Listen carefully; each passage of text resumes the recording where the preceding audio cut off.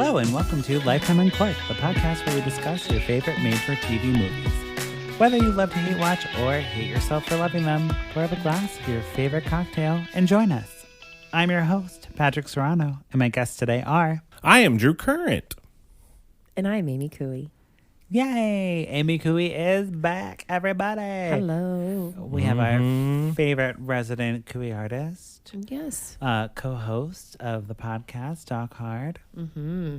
Yeah. And, just genuinely great person. Amy Couey. I would say that. Yeah, absolutely.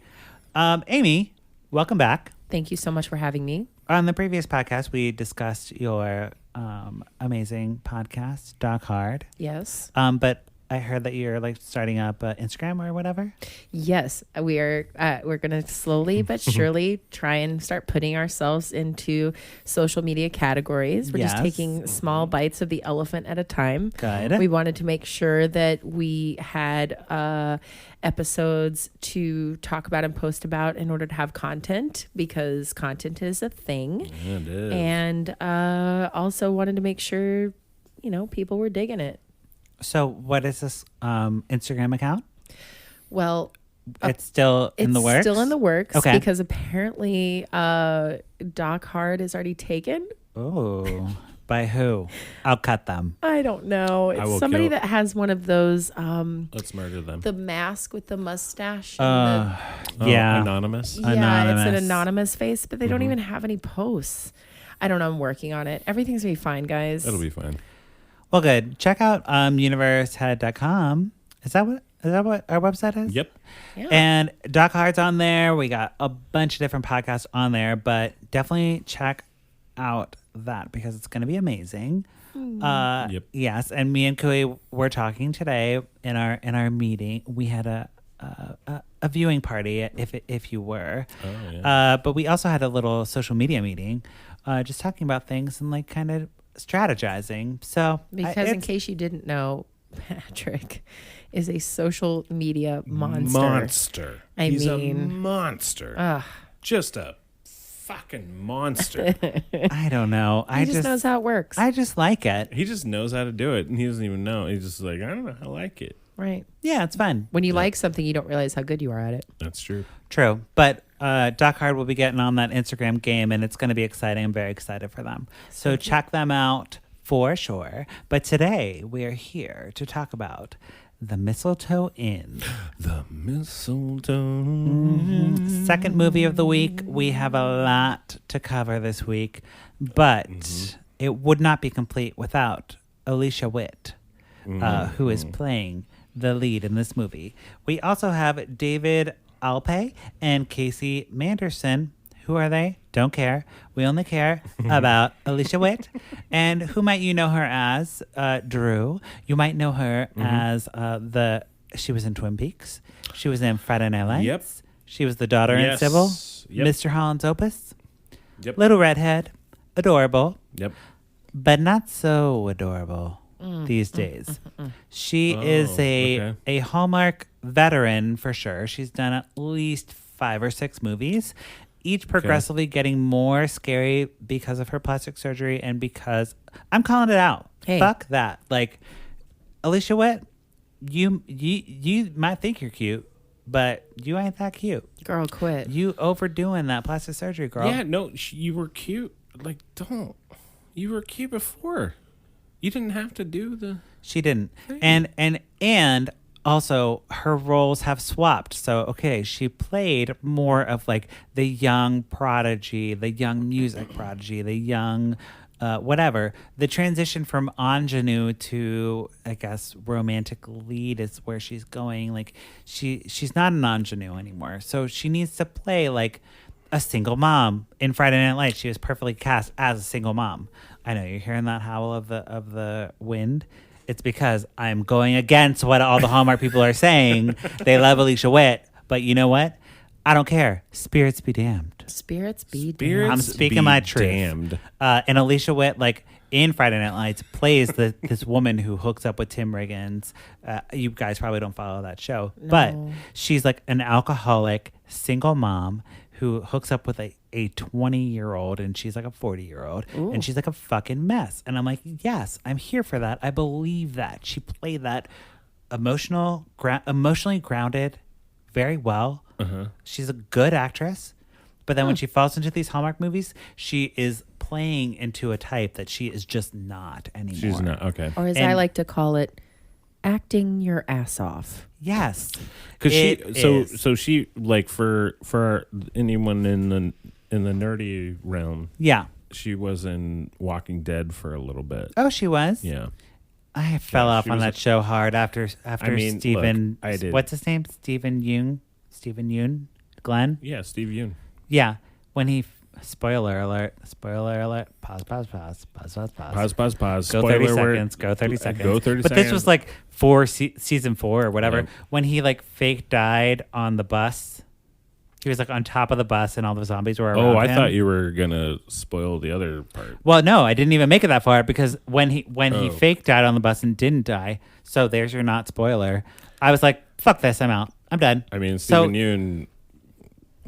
He dies? Oh, boy. I'm so spoiled. No, I don't fucking care. No, but what is he doing? Is he okay? He doesn't die at that time. Right. No, he didn't die, which is why I was mad. He definitely dies at another time. I mean, I kind of figure it's like Sons of Anarchy in that show. Everybody dies. I don't know. I didn't finish it. The I'm point not caught is, up. It's okay. Yeah. Alicia Witt was on Walking Dead post my time, but was she good on that show? Yeah, she was great. Did she play a romantic lead ingenue? Nope. I don't think she did. Nope. Because she's not. Well, because there's no romantic ingenues on. Yes, there is. Yes, there is. Not on. Yes, there is. The one that you love. Emily Kinney. She was the He little. loves Glenn's lady. Yeah. Maggie. Oh, Maggie. She's an ingenue. Not an ingenue. Here she is. No. She's an ingenue of that show. Of that show. Oh, okay. Well, in that version, I guess so. Every fucking genre has an ingenue. That's okay? True. You're right. Because You're right. Hollywood, America, the world is not going to let women just be women. They have to be objects to be desired and be young fucking women. I'm just saying that she's a fucking badass, and he had to earn that shit. Yes, but she was still young, and she was still an attractive lure. Yeah, but I mean, she wasn't that young. It doesn't matter. It's being. You are either. You're right. In, I'm not in arguing. these type of things. You are either a woman who is to be desired, or you are a mom. fucking mom. Or you are an aunt. And Alicia Witt, tying it back, Alicia Witt is straddling that line, and she really is having a hard time. I have never seen an actress struggling so hard to accept the fact that maybe you're not an ingenue anymore, honey. Right. Or if you're going to play a woman in your later years being a single woman, do it Bridget Jones style. Do it with a little more like self-awareness. Okay. And that is not going to happen on Hallmark anytime soon. Never. Anytime soon. Side tangent and feminist rant? I don't even know if that's a feminist rant.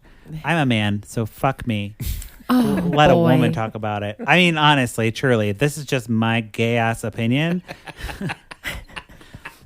But no, I mean, I agree with you. I absolutely I respect. I could only imagine opinion, being famous when you have it together, and then making that transition. But for me personally, when I started acting at a young age, I was already the nurse in Romeo and Juliet. I was never Juliet. Me too. I was Character already shaped like a woman in the 7th way. grade. It was like, well, let's make her the mom. I can't imagine being an ingenue type and having to make that transition. Like, it's much better to be in our situation where we're like character actors, just like waiting for our time to like fucking be a character actor. I am going to nail acting between 60 and 80. Can't wait. That's the so wheelhouse. famous. That's the dream. Yeah, that's the jam. Yep. And by the time I'm 60, gay roles will be aplenty, and it'll be like the gay old uncle, and I'll play all the gay old uncles. Can't wait. And let me tell you, you will be the fucking best gay uncle. Watch this. Nephew, pass me the wine. Done. All right, stop to that. Anyways, okay, sorry. We got real sidetracked on a tangent there. But guys, like, if you have thoughts about that, I'd love to hear from you. Like, seriously, like, call in and like let me know, because it this movie highlights a bigger issue. And I really want to know what the ladies of Hallmark think, or the men, or the whoever your gender is. Yeah. I really just am curious. So let me know. So Kim is a writer, and she works. She's not a writer. She's an inspiring writer. She works at a car dealership. Yeah, no, she's just like what? Yes, she works at a car dealership, and her dad's like, you should follow your dream and be a writer, but, make sure you get that Christmas bonus or whatever the fuck. This is a car dealer? Is she a saleswoman? Yes, she's a saleswoman for a car. It seemed like she was like the person who checks off the office whiteboard. manager. Yeah. Like she managed the salesmen is what it looked like. Right. Because a woman had sold a car and it was like, unless so-and-so pulls off a Christmas miracle, looks like you're going to Aruba. And then all of a sudden it was like, wait a minute, there's a writing workshop. Do you think I could take off for a week? Yeah, sure, girl. Bye. What? It's that easy to just take off when people are buying cars for Christmas presents? Yes, and her manager's like super sassy black woman, like playing into that trope hardcore. She's like, yes, girl, you take all that work. They're like, oh my God. And like, fine, have a person of color in the role, but like, they really leaned into that sassy black girl attitude, which is like my normal attitude.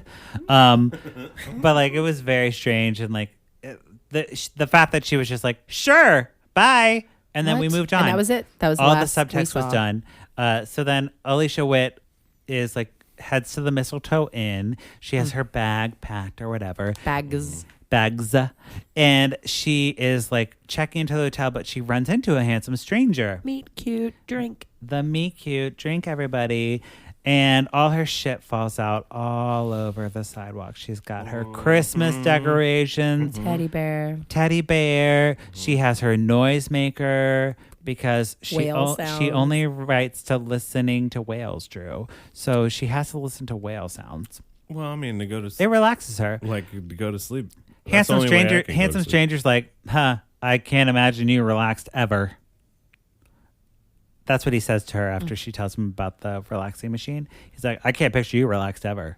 You're like so high strung. And she's like, I will kill you. Murder you. But I'm not going to show any emotion. But this in my is face. not Hallmark Murder Channel. Nope. This is Hallmark Channel proper. Oh, okay.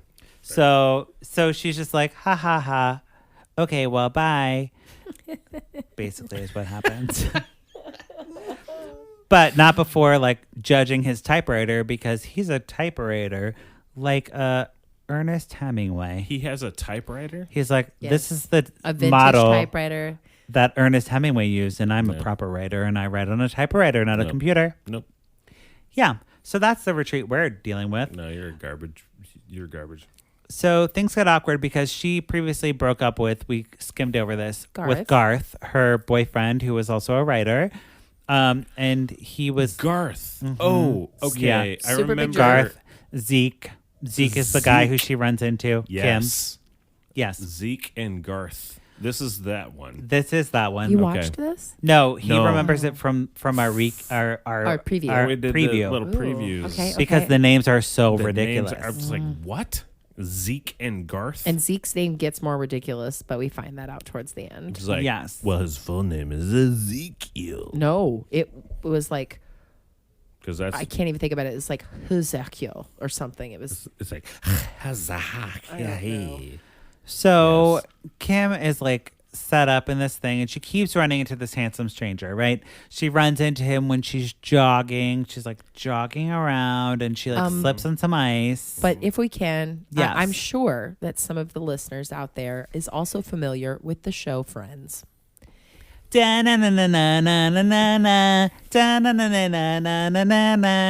right, that's all I know. If you're familiar with Friends, you know that there are 6 of them, and you know that there's Phoebe, and you know that there is an entire episode based off the way that Phoebe runs.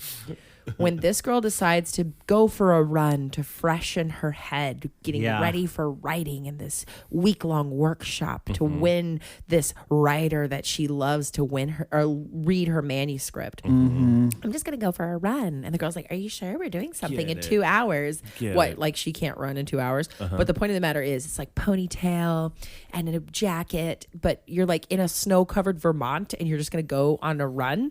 Okay, because there's not ice everywhere. Okay, okay, fine. But when they show her running, it is like Phoebe is running down the sidewalk. And these faces, y'all, I would have been drinking every 5 seconds if I was playing a drinking game to this girl's face acting. Stop the madness of your Botox. Wait, girl, what? stop. So it's like what? Little like awkward. Yeah, she's like trying to use her face, but it's not really working. So her awkward, like cute face of like, if I were to be like shrug, I don't know. I'm still cute because my face works. Yeah, you but are. if you go, She's cute. If you go shrug cute and your face doesn't work, you kind of Look crazy. look like you're doing a duck face, but you're stroking. I'm sorry, that sounds terrible, but whatever. This is Lifetime Uncorked with Patrick Serrano, and we're drinking wine. Full disclosure, I've had Botox and I'm getting it like next week. Oh, and Again, sorry, I know Amy Couey's looking at me so angry. And I'll tell you what. He is a beautiful man, and he I'll tell you what. Need I will be any beautiful help. forever. I'll tell you what. Oh my God. Patrick, Death becomes her. Patrick does not ever. This is a side thing. Yeah. Patrick never looks like he has Botox. Ever. No. Maybe he does it just right. Does it These women properly. These women must overdo it. They overdo it. But so she's doing this like awkward run, which is clearly a choice. Yeah. And then she's making these awkward faces as she's It's like a running down in comedic front of choice, these too. like. It's supposed to be funny. It's supposed to be funny. But it's not. So funny. then she slips and falls down in front of the coffee shop that Zeke is at. That's funny. It wasn't even a fall. No. Falls are always funny, as I was taught in junior college by my drama professor. If you fall head first towards an audience, drama. If you fall feet first towards an audience, comedy. And I don't know why I remember that. Anyway, That's not a rule. I know That's that was not her a rule. thing. That was her rule. No, Head And first. it's not. I saw it. I saw it actually happen on stage. There was somebody that improvised his fall going towards the audience in a comedic show, and the audience gasped like, "Oh!" Is he okay? But when he normally did it the way that she choreographed him to, people would laugh. So I kind of believed what she was saying a little bit. So, and we've seen Brainwash. improvisers fall flat on their face on stage, and people like freak out over it. Point of the matter is, terrible Phoebe run, terrible awkward face, and this is when you first start really loathing her face. Yes. Every movement, every interaction, because it's not. Here's the thing. You can get Botox in your face, but your neck will never get Botox. Your neck and your hands never lie. Yeah, your neck can't lie. So and your elbows. she has a lot of like she probably does exercises. This is so fucked up. Like she probably does exercises like to like tighten her neck like at night or something.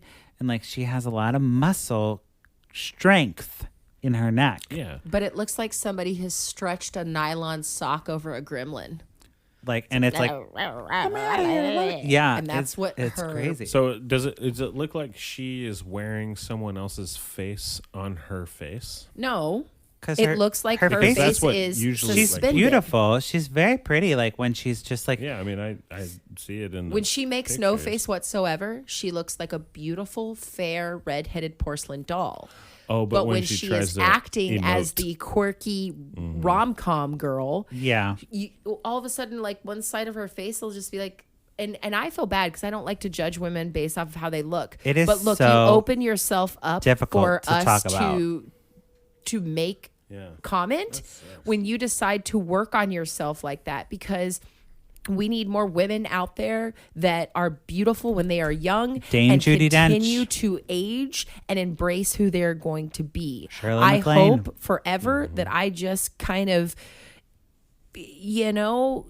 just keep liking who I am. So if you decide to change yourself to the point of where I don't understand what your face is doing, even though you're saying something else, that's fair game. I think so. And you know, she is getting to the point where she's like a Renee Zellweger or like something like that, where she's gonna become unrecognizable if she Yes. keeps going in the direction she's going. Yeah. Yeah, where you can't. Yeah.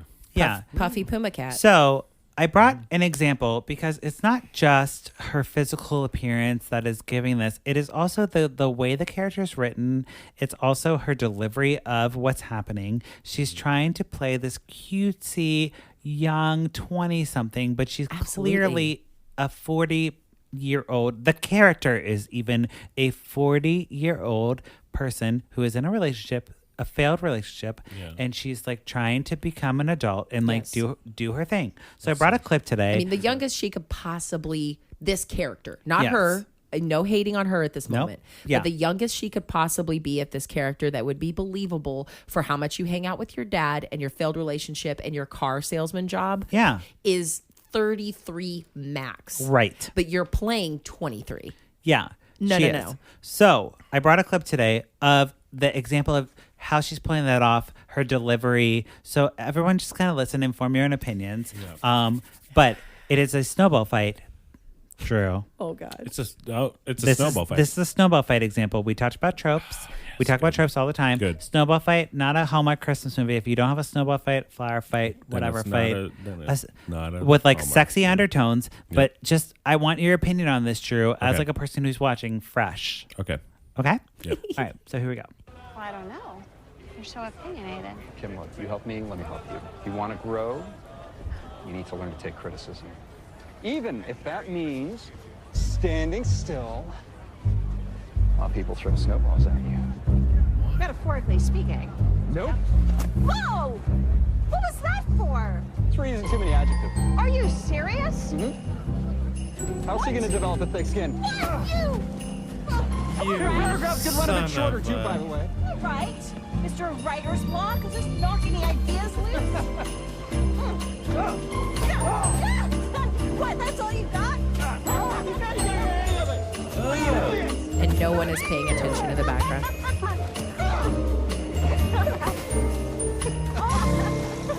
Oh, they fell down. So this is the sexy part, Drew, where she talks about her feelings. So get ready. Yeah. Thank you for helping me. Likewise.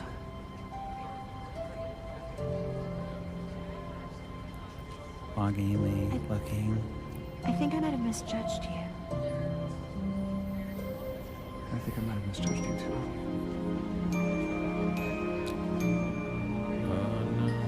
Oh, no. Are they going to kiss? No, they're not going to kiss. Too early in the movie. Too early. Yeah, she's like, oh, no. I guess we should have not a thing.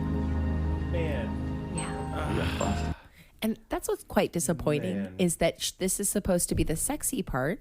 And like we said before, she's a beautiful woman. Beautiful. When she's not doing anything.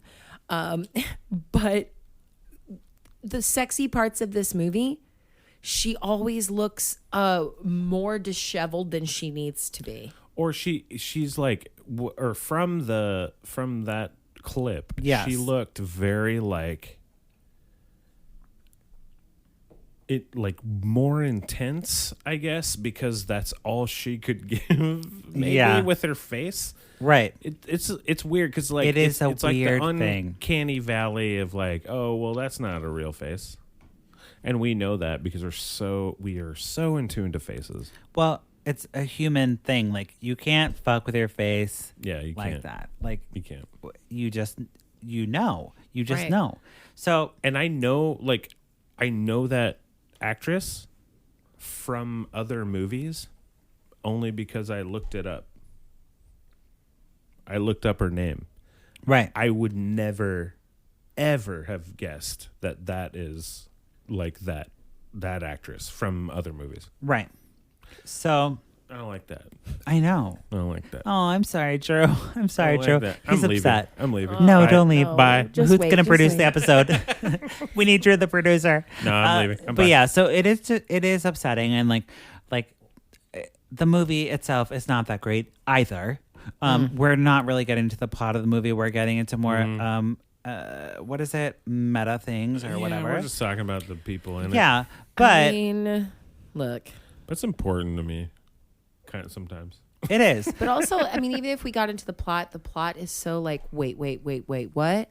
So you're trying to aspire to be a writer and you choose to go to a romantic novel workshop Camp. at this camp place, Mistletoe Inn. This is a romance. So all then romance. all of novel. these people are trying to meet. All I can think about is that guy that jumped out of a plane with money that nobody found, but it was like a name that sounded like that, like HT something. Yes. So he's like the main writer that everybody can't wait to meet and see. So the H.T. idea Cavill. H.T. Cavill. So then you're like, wait a minute. That's when I looked at Patrick and I was like, this is everybody's favorite author. So is he just like an author that is showing up to this workshop, or is he a romantic novelist that all these people want to meet?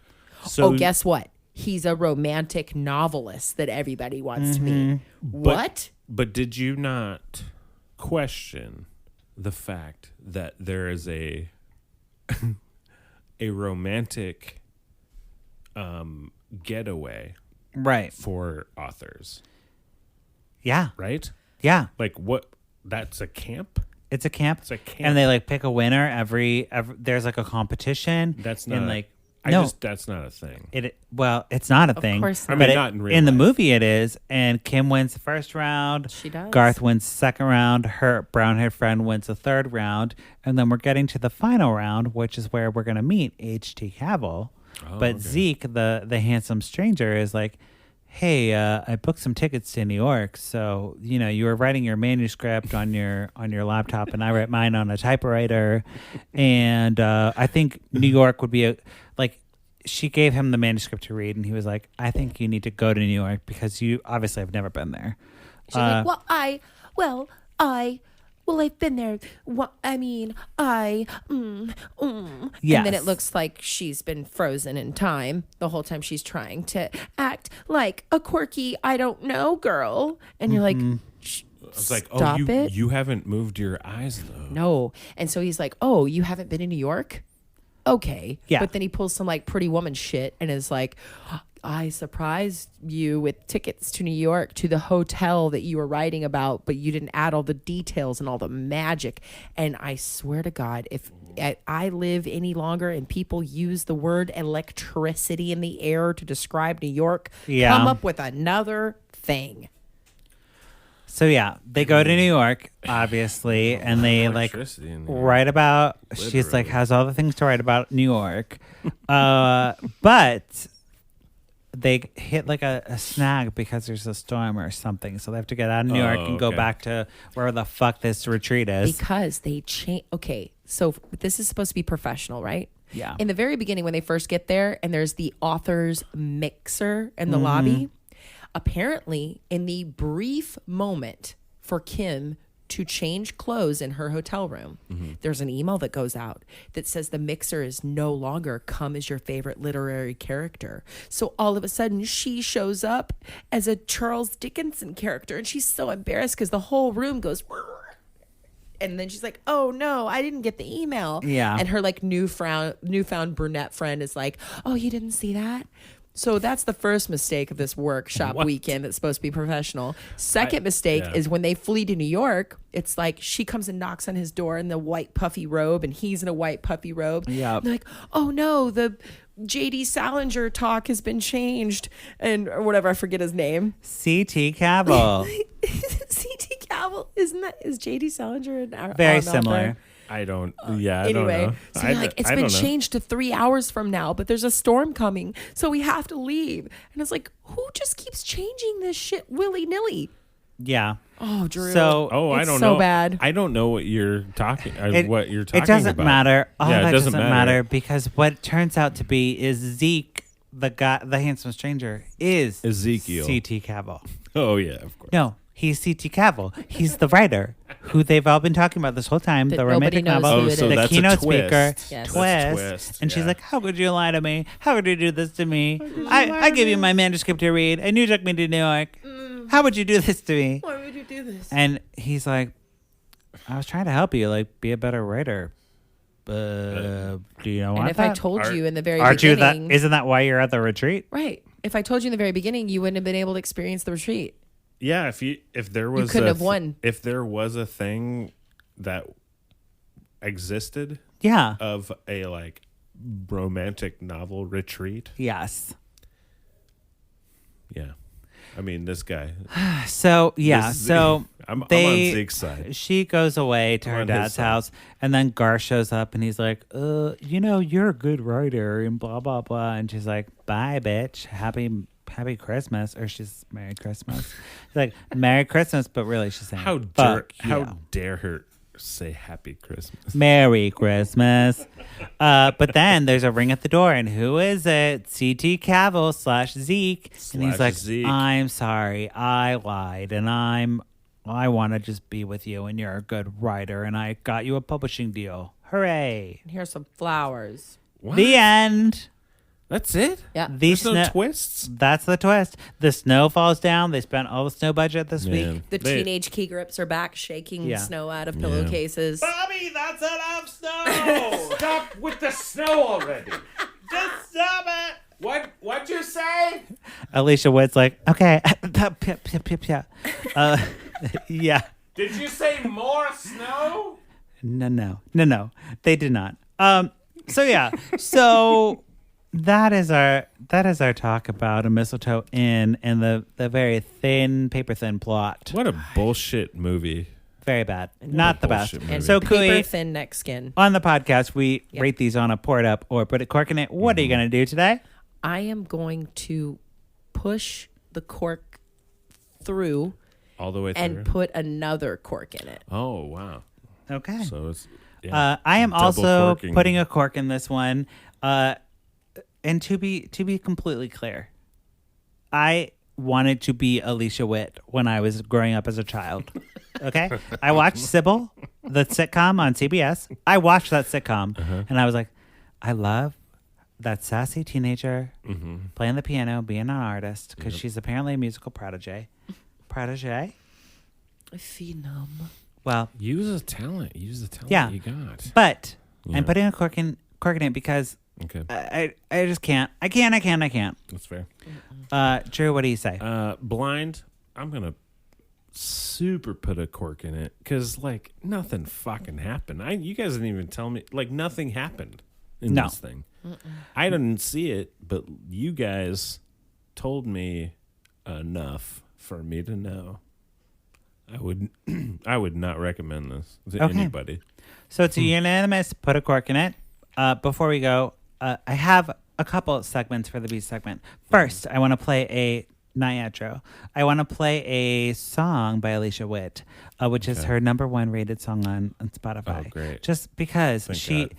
Amy Couey was Googling her just to kind of like see about her. Yeah. And she's The more apparently... I'm aggravated with something, the more I have to know about it.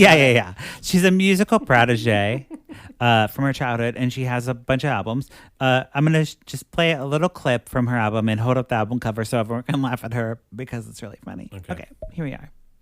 Real New York.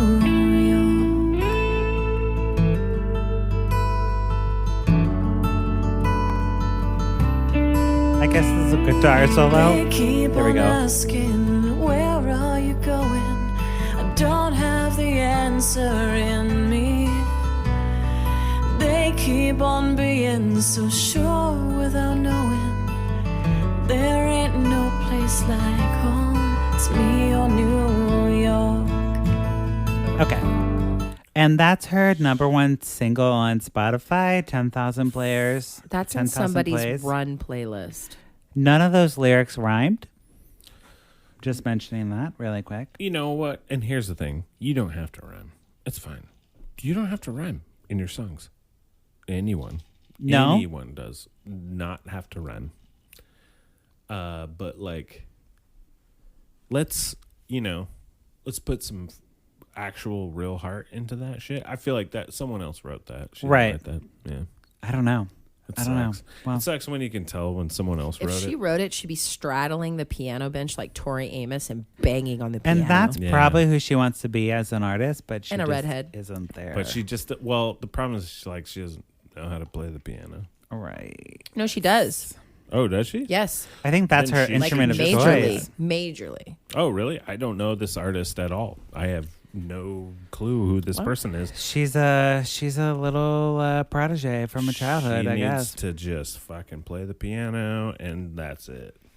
Fine. Good job. Do that. But yes, now it is time for our favorite segment. Sorry for that little extra segment, Oh, that was which good. we love every week. It's my favorite thing, and it is... What you say, Candace Cameron Bray?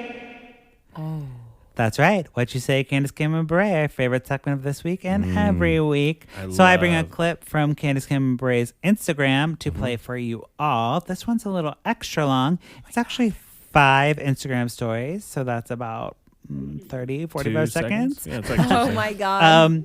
But I follow her on Instagram, so you don't have to. Please do not follow her on Instagram. Do not. That's what I'm doing. This clip that I brought today is her decorating for Christmas, but not decorating for Christmas, as you will see, because she doesn't have her tree yet. But she has all the ornaments. Okay. Bullshit person. I hate her. I'm going to pull this up. And this is definitely SponCon, which means Amy Couey, you might not know what SponCon is, paid content. She's getting paid to promote this content. She heavily promotes it, tags it, and acts like it's the best thing ever. But like the Kardashians do. yes, but she does not own up to that, which you are legally supposed to do. If we got sponsored for anything here on the podcast, we would have to say, I'm getting paid to do this ad here. This is an ad, blah, blah, blah. Disclaimer, this is an ad. This is a thing, and we are doing it. She does not do that. She acts like it's like her just life. Oh, my God. So here we are. Candace Cameron Bure, what'd you say? Oh, DJ. Okay, I'm so excited to open this box because they are new. Oh man, Christmas ornaments. Oh, I'm so excited. This is an entire box. Oh God, sorry, this is so bad. I guess oh! She almost drops it. She hiccuped. She's drunk. Okay, I did not break it. Oh, you guys, look how beautiful this is.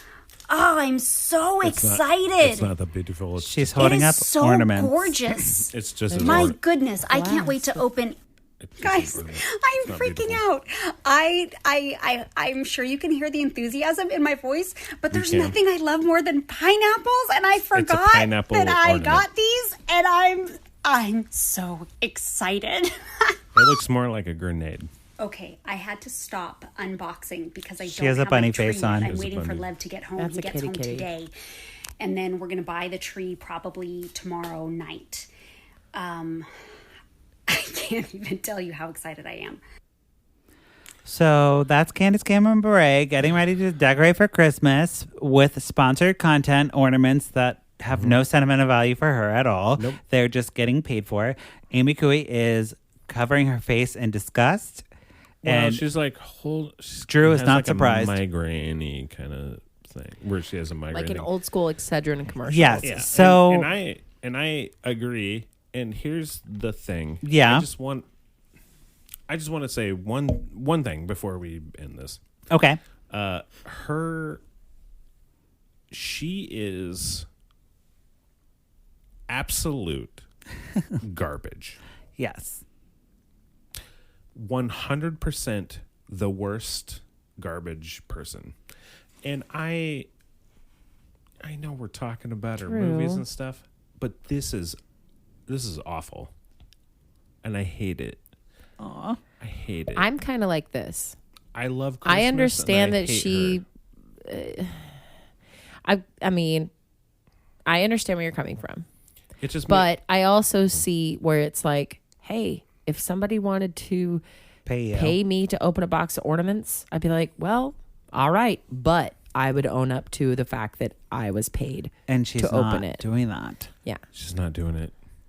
It's illegal. I'd be like, well, And she's Pineapple awful USA and sent me shitty. some pineapples. I love pineapples. I don't even have my tree, but thanks, Pineapple USA. Exactly. Maybe what we should be doing is calling her out legally wrong. I'm not She's trying to doing have her wrong. brother come after me and kick my butt. Yeah. Kirk Cameron's a legit Bring- Jesus Jiu-jitsu? warrior. I Guys- can't go against him. He Guys, knows I'll- Jesus Itsu. I'll fight for you. For Kurt. Oh man, I wish Kurt Cameron came out. Let him bring his Subway sandwiches over here. He would have like a weird moment because he would think that he was fighting Jesus because of Drew's beard. Well, Drew cracked his knuckles like he's ready for a fight. I'm ready for a fight. I'm ready for it. Kirk Cameron, come at me. I don't give a shit. Well, fuck yourself. Guys. I wish we were big enough for me to. Oh, my God. Okay. So here's the deal. Like, Candace Cameron Bure is a signature of Hallmark. That's why she's the segment of this segment and every week. And, you know, she is questionably a fan of the gays, but probably not. If we like had to like ask her, she'd probably be like, "Oh, I will totally vote for gay rights," and then like totally not. I love gays are great. Gays. I love the gays. As long as my children aren't gay. Yeah. As long as Natasha Bure is straight, she's fine. But if not, Natasha Bure becomes lesbian, forget it. Candace Cameron Bure's burning her house down. Well, with a name like Natasha Bure, she gonna experiment. What you say, Natasha Bure? That works better, actually. Yeah. What you say, Natasha Bure? Say it again. Hold on. What you say, Natasha Bure? Maybe I should follow her on Instagram. Yeah, follow her. I won't. I mean, I'm not going to, but like you should. All right. Well, guys, it's a public service. Thank you so much for joining us for this conversation about the Mistletoe Inn and all the other things. We got real deep on this episode, but you know what? Like sometimes you got to just go in and like talk about some real shit. Yeah. So thank you, Amy. You are welcome, Patrick. Thank you, Drew Bear.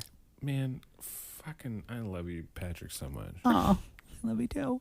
It's all, the pleasure is all over here. No. On me. All right. Amy, where can we follow you on social media? Couey Art Portraits, Couey Art on Facebook. Those were Instagrams. Doc Hart will be hitting it up soon. Yes. Find me out. Wonderful. Drew, where can we follow you? On Twitter and Instagram at Drew but with pants. Wonderful. Thank you both for being here. And thank you, listeners, for checking back in with Lifetime Uncorked.